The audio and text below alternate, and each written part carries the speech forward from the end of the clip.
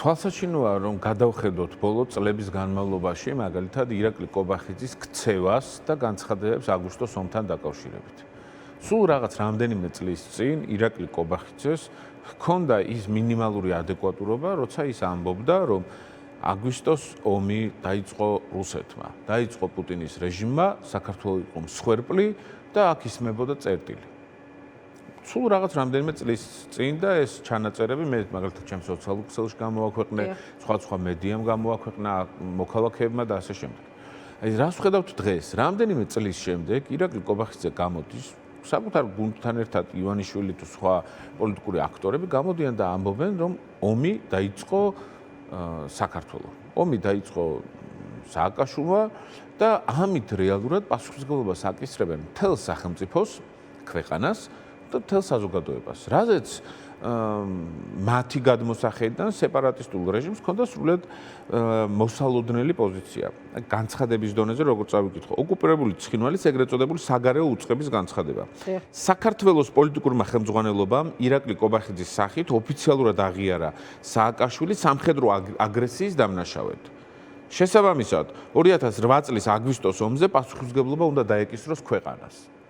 ანუ ქართული ოცნების მოღალატეობრივმა განცხადებებმა პირდაპირ მისცა საფუძველი საოკუპაციო რეჟიმს და სეპარატისტულ რეჟიმს, რომ არათუ სააკაშვილი, ანუ პოლიტიკური კინკლობის საგანი კი აღარ გახდა, არამედ ქართული სახელმწიფო დაადანაშაულონ ომის დაწყებაში და მთელი ომის უმძიმე შედეგებში. ანუ აქამდე მიიყვანა ქართულმა ოცნებამ და კობახიძემ საქმე, რომ დღეს საქართველოს სახელმწიფოს საკუთარ თავს იდანაშაულებს, იმიტომ რომ ავად თუ კარგად ეს ადამიანები წარმოადგენენ დღეს სახელმწიფო უწყებებს. ისინი დე-ფაქტო ხელისუფლებაში არიან, ფაქტობრივად მართავენ, ფაქტობრივად ღებულობენ განცხადებებს, ფაქტობრივად უწევთ საერთაშორისო ვიზიტების განხორციელება და შემდეგ დე-ფაქტო ხელისუფლება არიან და ფაქტობრივი მოცემულობა, მაგრამ ისინი ღალატისთვის იყენებენ ამ დე-ფაქტო მმართველობას, იმიტომ რომ წარმოუდგენელია საკუთარი ქვეყანა დაადანაშაულო ომის დაწყებაში საკუთარ ტერიტორიაზე და ეს გამოიყენოს ჯერ პოლიტიკური კინკლაობისთვის, მიშა იქნება, პეტრე თუ პავლე, რა წარმოუდგენელი სიგიჟეა, ხო?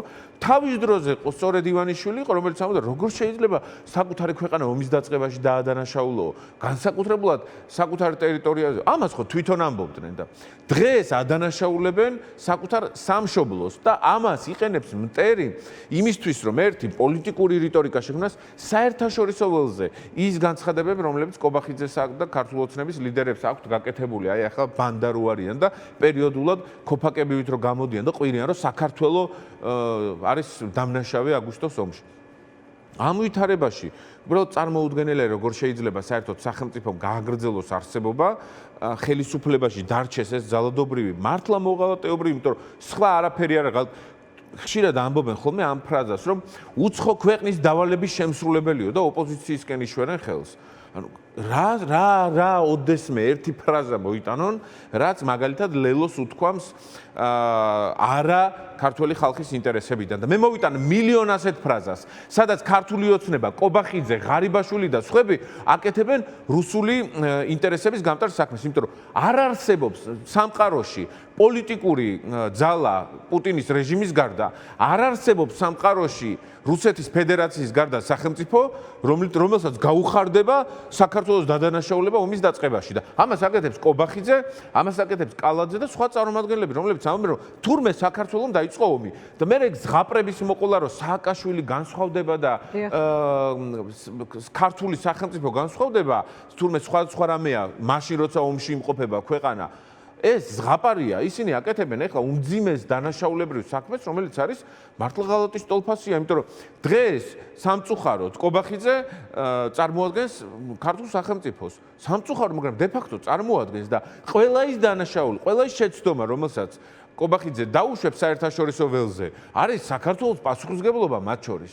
და ეს ძალიან კარგად იცის თავად კობახიძემ, რომელიც კონსტიტუციონალისტია და ლექციებს კითხულობს უნივერსიტეტში და პრეტენზია აქვს, რომ კარგი იურისტია სახელმწიფო მოწყობის და კონსტიტუციონალიზმის, მაგრამ ყველაზე დიდი ცოდვა ეგ არის, როცა იცი რა ტიპის დანაშაულს ჩადი, რა ტიპის მოღალატეობრივ საქმიანობას ეწევი და მაინც აკეთებ. ის რომ გააკეთოს ვიღაცა ჩერჩეტმა, რომელმაც არც იცის განსაზღვრება სახელმწიფოს პასუხისმგებლობების, არ იცის სახელმწიფო შტოების გამიჯვნის თუ პასუხისმგებლობის საკითხი კიდევ რაღაცას ჩავთვლი, მაგრამ ეს არის გააზრებული დანაშაული ქართველი ერის წინააღმდეგ. სხვა საკითხებთან ერთად აი თქვენც პირადად არაერთხელ გისაუბრიათ, რომ ბევრი საკითხის განხილვა ქართულ ოცნებასთან მიმართებით უნდა მოხდეს ძალაუფლების შენარჩუნების ჭრილში.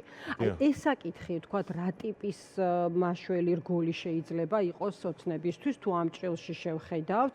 ეს არის შიდა მოხმარების, ვთქვათ, გარე მოხმარების ორივე ერთად, თუ იმგვარი საკითხი, რომელ რიტორიკასაც ის თქვათ გარკვეულწილად შესაძლოა წარმატებით ამუშავებდეს ასევე გარკვეულ სამიზნე ჯგუფებში, ხო, იმიტომ რომ დღეს ჩვენი რესპონდენტების ნაწილი ამბობდა, რომ მხოლოდ ეს არ არის ერთი ამბები, რაღაც ისინი მძივზეც საუბრობენ იმ კუთხით, რომ აი მაგალითად ასევე კობახიძის თქვათ რუსოფობიაზე საუბარს წინა დღეებში დაეწია კირცხალიას ვრცელი პოსტი და კულტურის სფეროს სუხიშვილები იყო სამიზნე რაჭველი და ასევე პაატა ბურჭულაძე როგორც ცნობილია და კიდევ სხვა საკითხებიც არის ამ სიაში, რაზეც საზოგადოების ნაწილი საუბრობდა, რომ ეს არ არის შემთხვევითი ეს ამბები. კამპანიაა ჩვეულებრივ. თქვენ ხო, კამპანიას ხედავთ ამ ყველაფრის მიღმა, მთავარ მიზნად და რა რისთვის, რა დანიშნულებით ხდება ეს ყველაფერი თქვენი რწმენით? ორი ამბავი, ერთი რომ საინფორმაციო ველზე შემოიტანონ სრული აღრევა. არსებობს გზავნილები და პროექტები, ანუ ბოროტების პროექტები ანტიქართული ოცნების წიაღში, რომელიც ნაწილი მიმართულია საერთაშორისო ველზე, საერთაშორისო მოხმარებისთვის და მეორე შიდა მოხმარებისთვის. აი მაგალითისთვის ის დანაშაულებრივი განცხადებები, რაც კობახიძემ გააკეთა, თითქოს და ომი საქართველოს დაიწყო.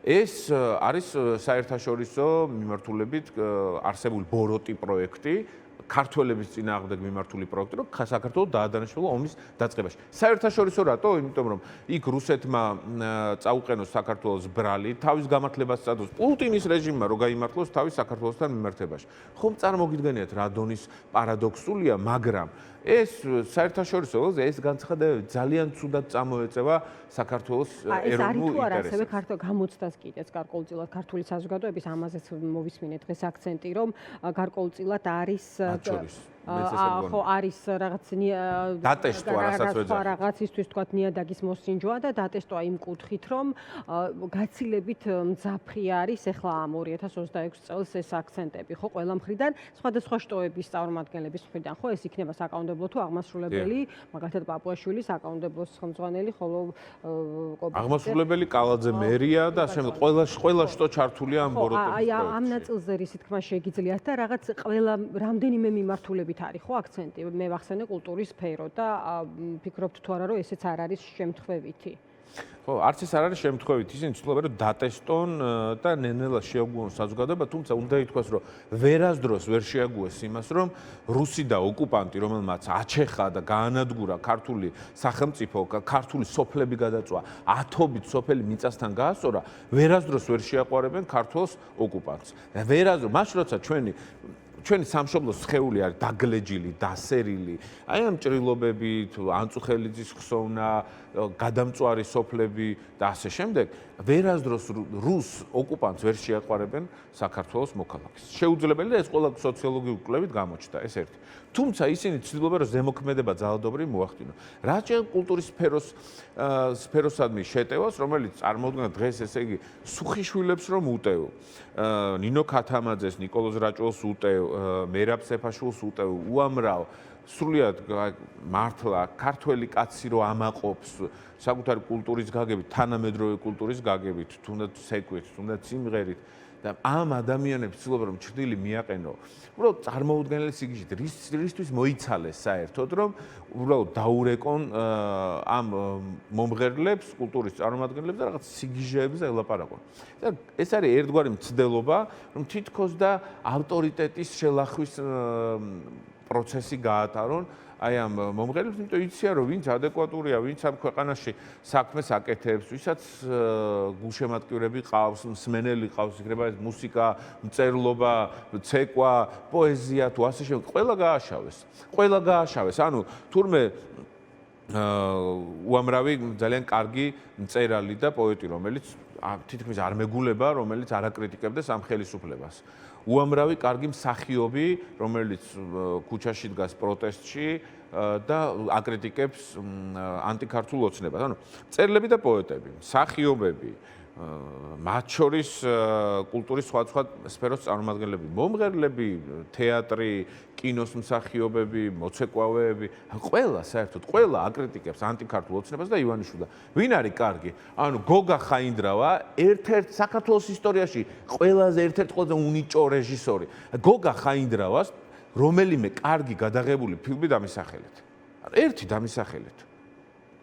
ძალიან მნიშვნელოვანი საქმეა გაკეთებული 9 აპრილს აღმოაჩნდა კამერა ხელში და 9 აპრილის კადრები გადაიღო ისტორიული საქმეა და მე ვაფასებ ამას. იმის მიღმა ეს არა ეს დოკუმენტალისტიკა გადაიღო, დაიჭირა ძველი კამერა და გადაიღო. ერთი რეჟისორი რაში რეჟისორი არის დადგმა უნდა გააკეთო. ერთ-ერთი ყველაზე უნიჭო რეჟისორი, ერთ-ერთი ყველაზე უნიჭო ფილოსოფოსი. აგ ზაზა შათირიშვილი, რომელიც ტროლად აქცია. ანუ ვინ არის საერთოდ ივანიშვილის მხარეს? კობახიძის მხარეს ვინ არის? რომელი პროფესიონალია, რომელი პედაგოგია, რომელი პროფესორია, რომელიც გვერდით უდგას და მხარს უმაგრებს? ყველა არის აქეთ. ყველა აქეთ არის. კარგი. ირაკლი, ერთი საკითხზე მინდა კიდე თქვენი პასუხი მივიღო. აი თქვენი თქვა საპასუხო რიტორიკა და განცხადებები და პოზიცია და თანმიმდევრულობა. აი რა უნდა აჩვენოთ თქვენ ამ პროცესში, იმიტომ რომ მე წინა საათებში საერთოდ სტუმრებთან რომ მეწილად ასევე ისიც მასაც გავუსვით ხაზი რომ რაღაც პოლიტიკოსების ნაწილი ოპოზიციონერებს გულისხმობ, ანუ წუწუნებენ ხოლმე იმაზე რომ აი ოცნების თქვა რაღაც შემოტანილ რიტორიკაზე უწევთ კომენტირება. მაგრამ ვფიქრობთ თუ არა რომ კრიტიკული მნიშვნელობის საკითხია რომ სწორი აქცენტები ისმოდეს ასევე საპასუხო პოლიტიკასთან დაკავშირებით, იმიტომ რომ ძალები რომელთაც აქვთ პრეტენზია რომ შეცვალონ ხელისუფლება ასევე უნდა სთავაზობდნენ საზოგადოებას შემდგომი მათი ცხოვრების თქვა განვითარების გზებზე მონახას. როგორ ხედავენ ამა თუ იმ საკითხს, ხომ? და ეხლა აღარ გვაქვს ძალიან ბევრი დრო, მაგრამ აი ეს ომიგინდას რიტორიკაზეც იყო თავის დროზე დისკუსია, რამდენად უნდა გეპასუხათო, არ გეპასუხათ სათანადოდ და ჩაითვალა, რომ გარკვეულწილად იყო ეს წარმატებული პროპაგანდა ოცნების მხრიდან. აი ახლა თუ გაანალიზდა ეს ყველაფერი და რას უპირისპირებთ თქვენ ამ ყველაფერს? ძალიან საინტერესო შეკითხვა, იმიტომ რომ წარსულ შეცდომების გააზრებაზე მიუთითებს და უნდა ითქვას, რომ ხო, ოპოზიციამ შეცდომა დაუშვა მაშინ, როცა ითქვა, რომ ომის პროპაგანდას არ ჭირდება გამოპასუხება და ოპონირება, ეს ტყუილია და ისედაც არავინ არ დაიჯერებს ამას. ეს იყო მაშინ ჩვენი მათ შორის და ყველას სტრატეგია, თუმცა ამან არ იმუშავა და პირიქით მცდარი აღმოჩნდა. დღეს ჩვენი საქმე არის ლელო, ძლიერი საქართველოს, ჩემი მეგობრების საქმე არის, რომ ვაჩვენოთ ერთი ალტერნატიული პოლიტიკური პროცესი. აქტიურად ვიმუშაოთ რეგიონებში. მე ყოველ მეორე დღეს მინიმუმ ვარ სხვა რეგიონში, სხვა სოფელში. უკვე მოვიარე ძალიან ბევრი სოფელი და დასახლება აჭარაში, გურიაში, სამეგრელოში, სვანეთში მოვასწარი. კახეთი, ქვემო ქართლი, სამცხე-ჯავახეთი, რაჭაში და ასე შემდეგ. ძალიან მაგარი ხალხი ყავს. მათ შორის ცაგერში ჩემი ძმა და მეგობარი გოგიტა ახვლედიან, რომელიც საყვედურობს დიდი ხანია, რომ მასთან ვერ მოვახერხი ასვლა და უნდა ავიდე ლეჩხუმი უმნიშვნელოვანესი მხარეა, სადაც ძალიან ბევრი პრობლემაა და გოგიტა ახვლედიან საკრებულოს დეპუტატია, ჩვენ მარტო იბრძვის იმ სივრცეში, რომ სხვა ესეთი აქტიური ოპოზიციონერი აღარ არის დარჩენილი იმ შეცდომის გამო, რასაც ბოიკოტი ქვია. ამ ვითარებაში ვიმყოფებით, ჩვენი მთავარი გზავნილია მოსახლეობისადმი, რომ ერთად შევებრძოლოთ პროპაგანდას, ერთად გავაჩინოთ მომავლის იმედი და ამას ჭირდება, რომ პოლიტიკური გადაწყვეტილებები ერთადაც მივიღოთ და მე მუდმივად ყველა ეთერში მოუწოდებ მოქალაქეებს, რომ შემოგვიერთდით.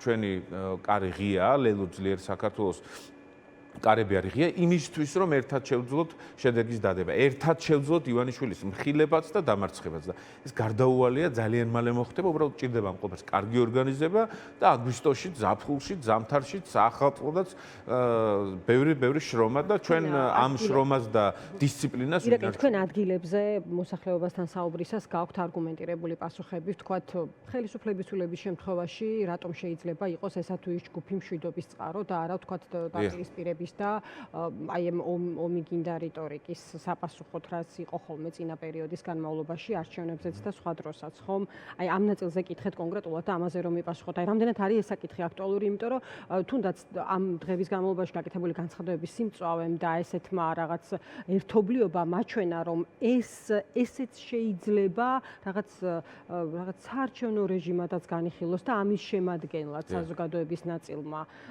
იმიტომ რომ რამაც გარკვეული პერიოდის წინ შესაძლოა იმუშავა, დიდი ალბათობით ის ისევ იქნება ნაცადი.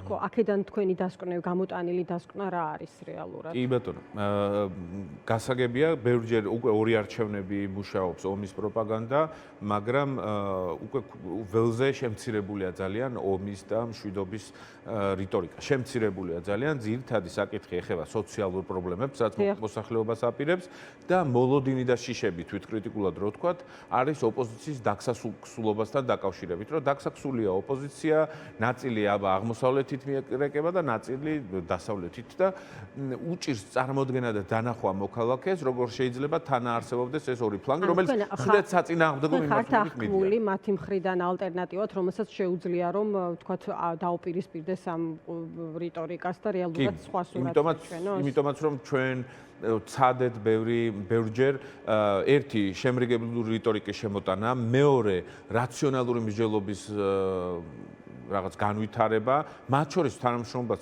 ცადეთ ყველასთან და მიუხედავად იმისა, რომ წარსულში შეიძლება დაძაბული ურთიერთობები გქონია, მაგალითისთვის ვიტყვი, მამუკა ხაზარაძე და გიორგი გახარია. ქვეყნის ინტერესების გამო მათ ხელი ჩამოართვეს. მამუკა ხაზარაძე და ალე კოელიძაშვილი, ჩვენი ძმობილი საპატიმროში ხელი ჩამოართვეს. ან ჩვენ ვართ ის პოლიტიკური ძალა, რომელსაც შეუძლია, რომ ქვეყნის ინტერესებიდან გამომდინარე საერთო საქმე აკეთოს წარმატებულად. და ეს ვაკეთეთ ყველგან წალენჯიხაშიც, თბილისის მერობის არჩევნებშიც, სადაც ნიკა მელია იყო თბილისის მერობის კანდიდატი, ასევე პოლიტიკური პატიმარი ახლა და მამუკა ხაზარაძე და ნიკა მელიამ უნიკალური თანამშრომლობის გამოცდილება შექმნეს. ამიტომ ჩვენ ვართ ეს გუნდი, რომელსაც ეს შეგვიძლია, რომელიც ამოდის საქართველოს ეროვნული და სახალხო ინტერესებიდან. ამიტომაც ვართ ყველაზე მეტი დრო ქუჩაში, ამიტომაც ვართ ყველაზე მეტი დრო რეგიონებში, მიუხედავად იმისა, სად 45 გრადუსია, სად ზაფხულია თუ სად ზამთარია. შრომას არ გავაჩერებთ, გვჭირდება უბრალოდ მოქალაქეების მხრიდან, რომ შემოგვიერთდით, გავძლიერდეთ, ხელი ხელს ჩავკიდოთ და უფრო მეტი ძალისხმევით ვიშრომოთ ანტიქართული და ანტიეროვნული ივანიშვილის ხელისუფლების წინააღმდეგ.